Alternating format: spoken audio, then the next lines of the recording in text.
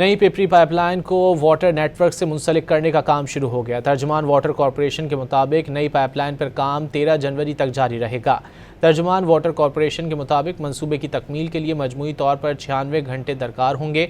मरम्मती और तकनीकी काम के लिए ओल्ड पिपरी पंपिंग स्टेशन को आर्जी तौर पर 4 रोज़ के लिए बंद रखा जाएगा, जिसके बायस ओल्ड पिपरी पंपिंग स्टेशन से शहर को पानी की फराहमी मुअत्तल रहेगी। नई पिपरी पाइपलाइन को वाटर नेटवर्क से मुंसलिक करने का काम शुरू हो गया। तर्जुमान वाटर कॉरपोरेशन के मुताबिक नई पाइपलाइन पर काम 13 जनवरी तक जारी रहेगा। तर्जुमान वाटर कॉरपोरेशन के मुताबिक मंसूबे की तकमील के लिए मजमूई तौर पर 96 घंटे दरकार होंगे। मरम्मती और तकनीकी काम के लिए ओल्ड पिपरी पंपिंग स्टेशन को आर्जी तौर पर 4 रोज़ के लिए बंद रखा जाएगा, जिसके बायस ओल्ड पिपरी पंपिंग स्टेशन से शहर को पानी की फराहमी मुअत्तल रहेगी।